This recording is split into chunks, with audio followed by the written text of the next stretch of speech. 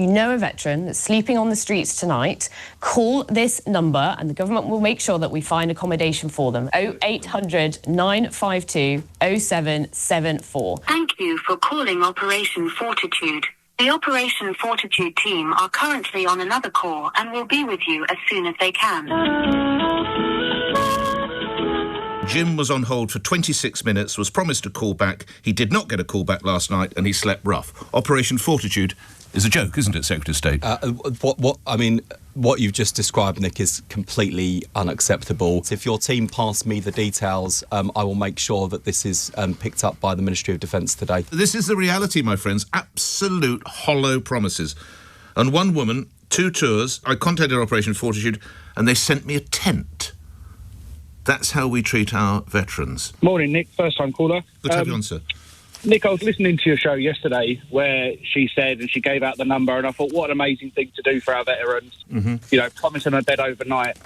To then be told and listen to your show today and hear that a veteran was sent out a tent, and as some of your listeners and some of your callers have already highlighted, you can come over on a dinghy and be put into a hotel, 3 meals a day, tickets to theme parks, tickets to bowling alleys, tickets to events, subsidised by the government.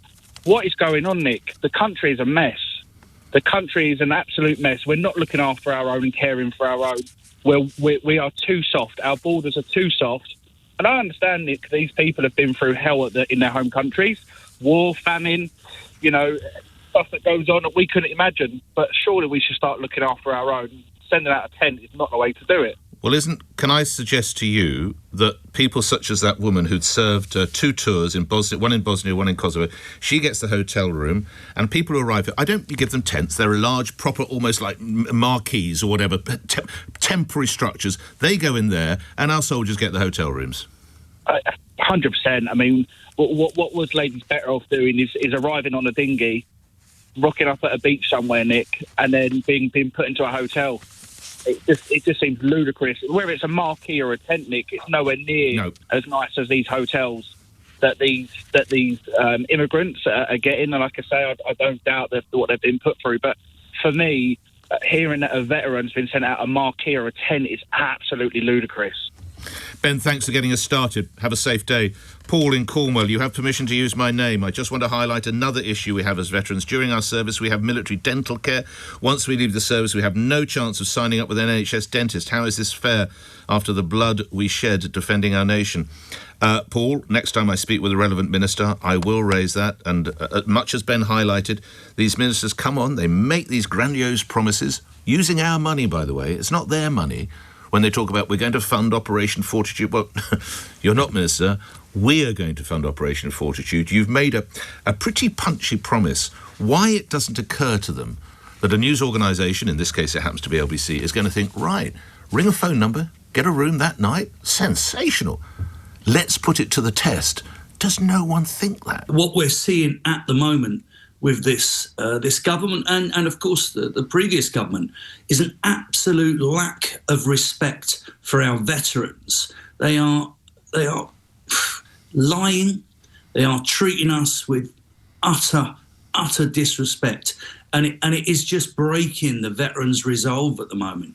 You know, the government have put in place 5 op names, you know, Op Resolve, Op Courage, or Op Fortitude, all of this sort of stuff. I was part of this before it was a government scheme. There was myself and a number of consultants from the NHS that looked at this, and I brought the first case, the Op Resolve and Op Courage, really. I brought those to the forefront, and we had injured veterans that couldn't get on the NHS waiting list.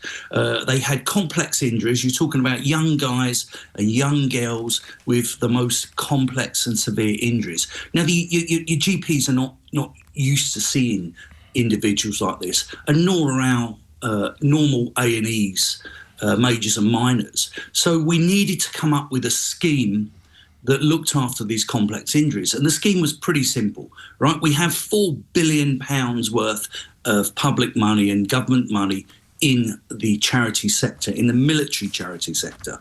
And I can tell you now, we haven't got £4 billion worth of problems, Nick. And this is what is shameful. It was never meant to go under the NHS? Why would we create a fantastic new scheme, utilising charity money to get complex injuries looked at by specialists? And I mean private care specialists, which gives veterans priority as they deserve. They're the ones that have given you all the freedom to speak and come on these programmes and do stuff. So let's never, ever forget that. They're the guys that have left their DNA on foreign battlefields. You say let's never forget. Matthew, it was only yesterday that I paused for 2 minutes, and hopefully most of the nation paused for 2 minutes, and our politicians paused for 2 minutes. Blokes like you who served, blokes like and women that you're helping with Pilgrims Bandits, how do they view those polls, those politicians? And you're live on the radio. I'm going to tell you, with absolute distrust. We do not trust any politicians. You have seen what is going on. You know, my comrades in my regiment, 2 of them have just been lifted by the police. West Mercia Police is an ongoing case, but they've been arrested for murder. Okay, these are stuff that they've been looking at in foreign fields. They have applied themselves on operations that has been sanctioned and legalised and signed off by a chain of command.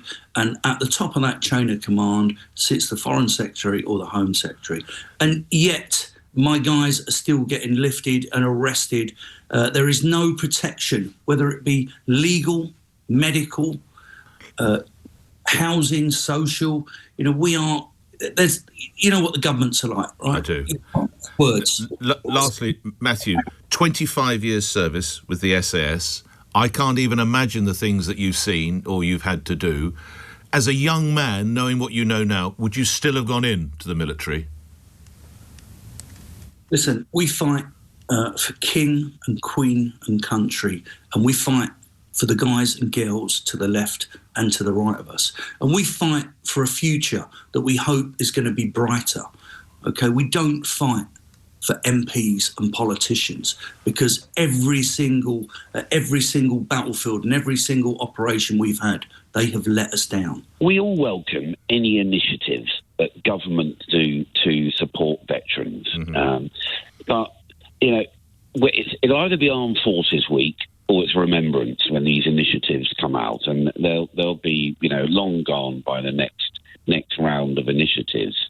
But they just have an inability. Every government seems to have an inability to get the job done. But why? It almost seems inbuilt, Hugh, and you are far closer to it than I am. Why is that? Okay, well, they don't think through the practicalities for a start. I mean, you know, the military get things done, whether it's, you know, delivering COVID vaccinations and or whatever. You know, let's be honest. When was the last... We have a tidal wave of mental health issues on the horizon stemming from the operations conducted between 2005 and when we left Afghanistan in 2019. That cohort, on the whole, are pretty much under the age of 40. Okay, mm-hmm. And that is coming down the line. Now, you can talk about Op Restore, Op Courage. They're wonderful. They're great initiatives the NHS does. I've been on one.